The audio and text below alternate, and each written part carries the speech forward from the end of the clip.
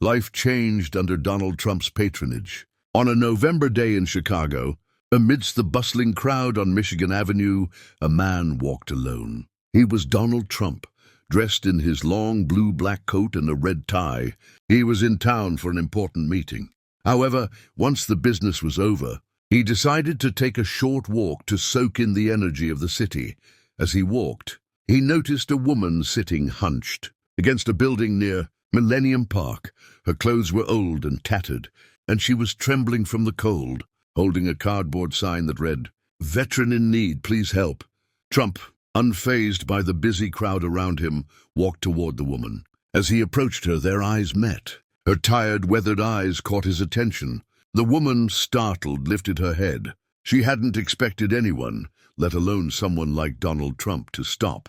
Trump stopped right in front of her and asked gently, "Hello, what's your name?"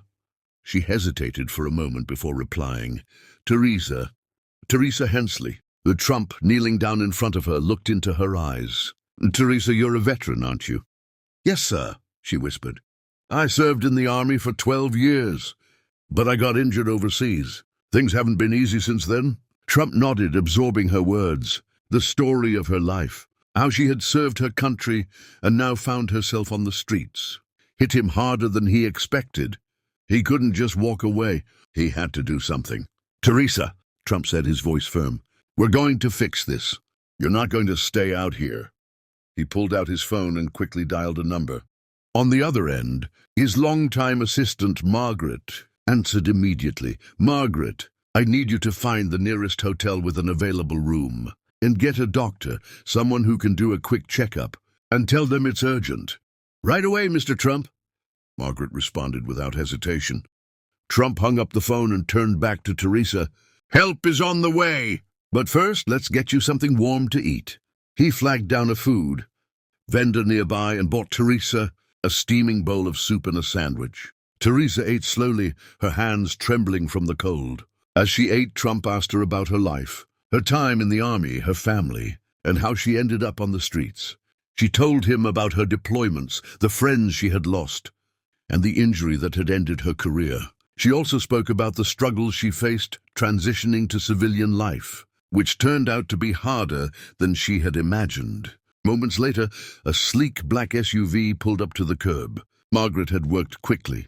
A well-dressed driver stepped out and opened the door for Teresa.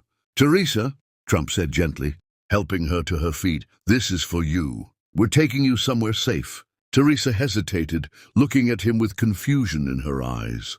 "Why are you doing this, Mr. Trump?" "You don't even know me." Trump met her gaze, his expression soft. "Because someone should have done this a long time ago." The SUV whisked them away to a nearby luxury hotel. The staff, prepped by Margaret, greeted Teresa like a VIP. She was escorted to a suite on the top floor, where a hot shower, fresh clothes, and a warm bed awaited her. Soon after, a doctor arrived to examine Teresa, providing medicine and advice on how to regain her health. Trump stayed nearby, making sure everything was handled smoothly. Meanwhile, Margaret had reached out to Veterans United Support Services, a non-profit organization that helps homeless veterans reintegrate into society. Within an hour, their representative, a cheerful woman named Lisa, arrived to meet Teresa. "Teresa," Lisa said, sitting next to her, "we're going to help you with housing, job training, and anything else you need. You're not alone anymore." Teresa's eyes filled with tears as she looked up at Trump, who stood quietly in the corner. "I don't know how to thank you, Mr. Trump." Trump stepped forward with a kind expression. "You don't need to thank me, Teresa. You earned this a long time ago." By the next morning, Teresa's life had already begun to transform. Veterans United had found her temporary housing, and Trump had arranged for his foundation to cover her rent for the first year. He even handed her a check to help with any immediate expenses. As Trump prepared to leave, Teresa stopped him.